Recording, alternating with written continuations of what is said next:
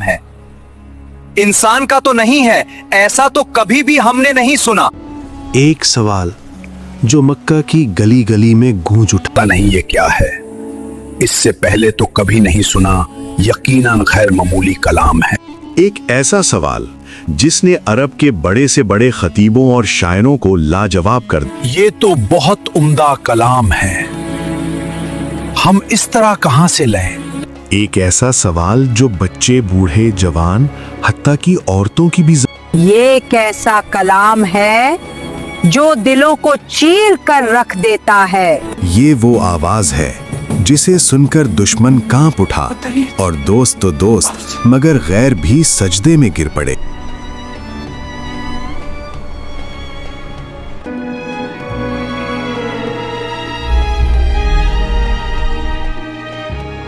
आए कुरैश के लोगों, तुम मुझे खूब जानते हो, अल्लाह की कसम ये न शेर है, न जादू, न कहानत। कलाम हमेशा बुलंद रहने वाला है और कोई कलाम इस पर गालिब नहीं आ सकता। अस्सलाम वालेकुम नाजरीन, आप देख रहे हैं जावेद नामा और मैं हूं जावेद सलीम। आज हम बात करेंगे कुरान की तासीर की, किस तरह कुरान दूसरों की जिंदगी बदलता है। जब नबी करीम सल्लल्लाहु अलैहि वसल्लम ने खाना काबा में कुरान पढ़ा तो कुरैश का रद्द-ए-अमल क्या था? दारुन नदवा में मुशरिकीन मक्का ने कुरान के खिलाफ क्या साजिश की? कुरान ने कैसे खत्ताब के बेटे को अमीरुल मोमिनीन बनाया? कुरान ने किस तरह हबशा के बादशाह नजाशी को इंस्पायर किया? और आखिर में कैसे कुरान की बदौलत अहले मक्का एक हुआ? अल्लाहु नज़्ज़ल अहसनल हदीस किताबन मुतशाबिहन मथानिय तक़शइर्रु मिन्हु जुलूदुल लज़ीना यख़शौना रब्बहुम तुम्मा उत्बा बिन रबिया, अक़ल, सियासत और गुफ्त शनीद का माहिर, जिसे मुश्किल तरीन मामलात के लिए भेजा जाता था। ये दोनों इस्लाम के मुखालिफ थे, मोहम्मद सल्लल्लाहु अलैहि वसल्लम के दुश्मन थे, मगर एक दिन उन्होंने कुरान सुना और फिर एक ने कहा ये ऐसा कलाम है जो हर कलाम पर गालिब है, और दूसरे ने कहा अल्लाह की कसम मैंने ऐसा कलाम कभी नहीं सुना। दो दुश्मन मगर गवाही एक। आइए जानते हैं कुरान की तासीर। कुरान अल्लाह का वो कलाम जिसने तारीख का धारा बदल दिया। ये सिर्फ अल्फाज नहीं, ये इनकलाब है। अल्लाह ने इस कुरान की बदौलत हमें इज्जत दी है, अंधेरे से निकाला है। ये हिदायत है, ये दिलों पर उतरने वाली रोशनी है। कुरान की तासीर इस्लामी तारीख का वो बाब है जहां अक्ल हैरान है और दिल झुक जाता है। लौ अंज़लना हाज़ल कुरआन अला जबलिन लरअयतहु खाशिअन मुतसद्दिअन मिन खश्यतिल्लाह वतिल्कल अम्सालु नضربها लिन्नास लअल्लहुम यतफक्करून। अगर हमने ये कुरान किसी पहाड़ पर भी उतार दिया होता तो तुम देखते कि वो अल्लाह के खौफ से दबा जा रहा है और फटा पड़ता है। ये मिसालें हम लोगों के सामने इसलिए बयान करते हैं कि वो अपनी हालत पर गौर करें। कदीम मक्का, रात की खामोशी, काबा के सहन में एक आवाज गूंजती है। मक्का वालों सुन लो, मोहम्मद कुछ पढ़ रहे हैं, चलें देखते हैं।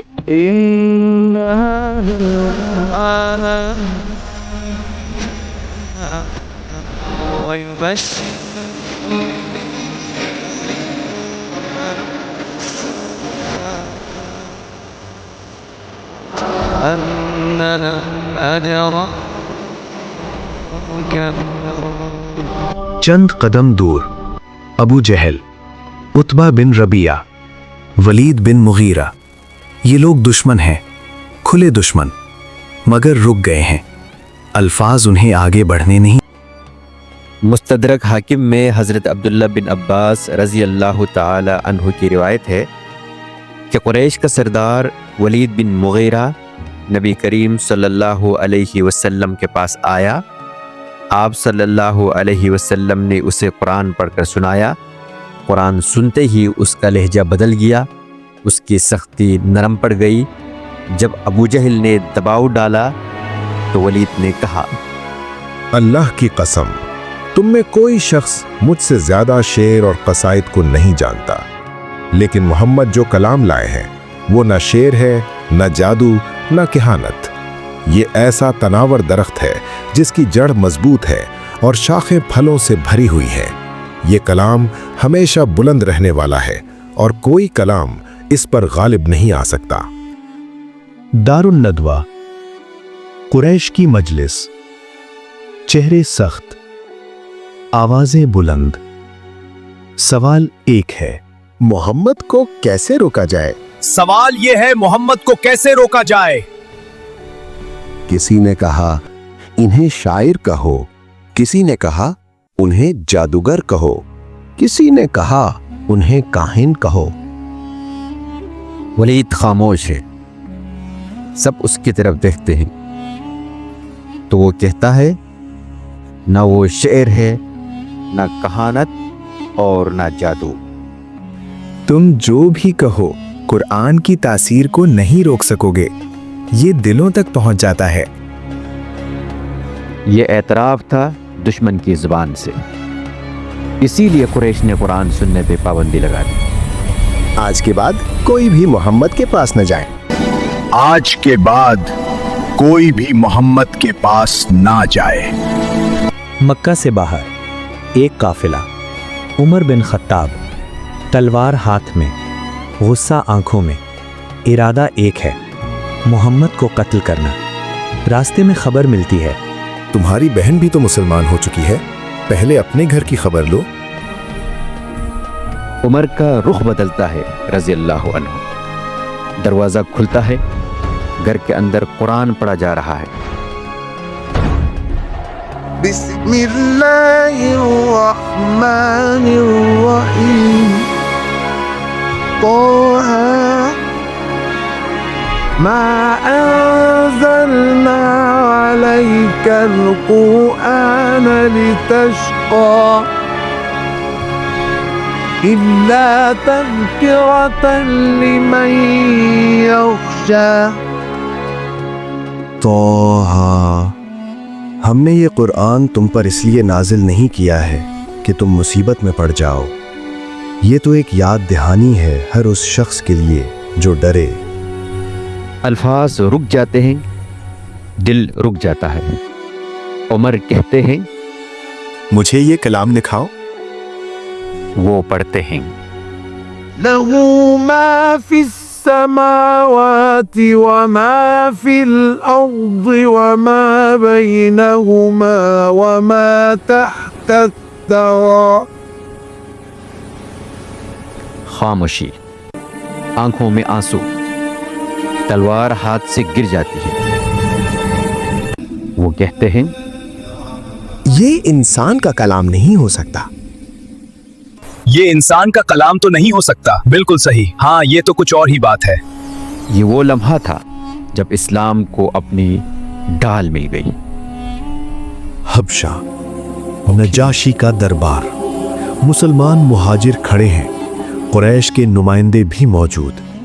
جعفر بن ابی طالب رضی اللہ تعالیٰ عنہ قرآن پڑھتے ہیں۔ قال إني عبد الله آتاني الكتاب وجعلني نبيا وجعلني مباركا أينما كنت وأوصاني بالصلاة والزكاة ما دمت حيا۔ نجاشی کی آنکھوں سے آنسو بہتے ہیں۔ وہ کہتا ہے، یہ کلام اور عیسیٰ علیہ السلام کا کلام ایک ہی چراغ سے نکلے ہیں۔